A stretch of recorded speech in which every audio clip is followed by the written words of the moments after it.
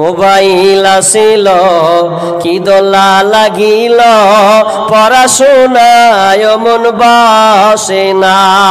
Mobile আসিল কি দোলা লাগিল, পড়াশোনায় মন বসে না। পেটে ভাত নাহি যাক, পরন কাপড় নাহি থাক। পেটে ভাত নাহি যাক, পরন কাপড় নাহি থাক, মোবাইল ছাড়ার পোলার দিন চলে না।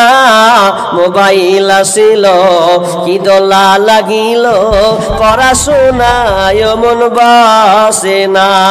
রাত 12টার পরে লাইলি যখন ফোন করে, দুই চোখেতে ঘুম আসে না।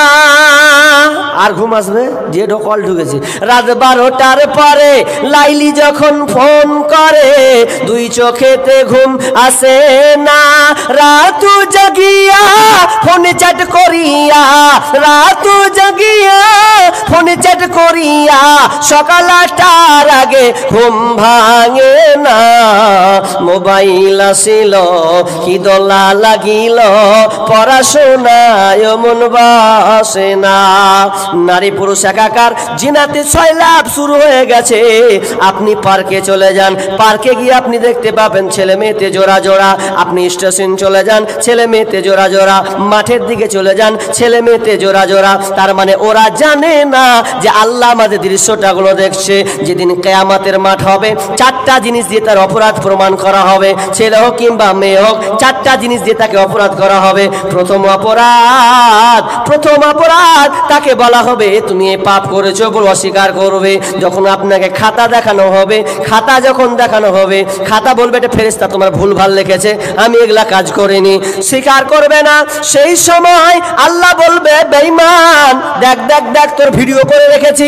তার সামনে ভিডিওকে চালানো হবে, দেখ তুই অমুক জায়গায় একটা ছেলের সঙ্গে গোপনে ছিলি, তোর মা দেখেনি, তোর বাপ দেখেনি, অন্ধকার রাত্রে ছিলি, অমুক জায়গাতে শামসি স্টেশনে ছিলে, তুই কিনা আপনার কিনা হরিশ্চন্দ্রপুরে ছিলে, তুই মালদা স্টেশনে ছিলে, ওইগুলোতে তুই তো প্রেমিক প্রেমিকা তুই ডেকেছিলে, ওগুলা কেউ দেখেনি, আমি আল্লাহ রেকর্ডিং করে রেখেছি, দেখ দেখ দেখ। ওগুলোকে বিশ্বাস করবে। আল্লাহ তাআলা বলবে ও মাটি রে কথা বল, ওই জায়গাতে কি করেছিল বল। মাটি top top top top top top করে বলে দেবে। ওই জন্য বিশ্বনবী বলছেন ফাত্তাকুদ দুনিয়া ওয়াত্তাকুন নিসা, তোমরা দুনিয়া থেকে বাঁচো আর নারী থেকে বাঁচো। কারণ দুনিয়া এত খাতারনাক যে দুনিয়াতে তুমি যে পাপ কাজ করবে, জমিন top top top top top top করে সেদিন বলে দেবে তুমি কি করেছো গোপনে প্রকাশে, সব সেদিন বহি প্রকাশ হবে, তোমার কোনো উপায় থাকবে না।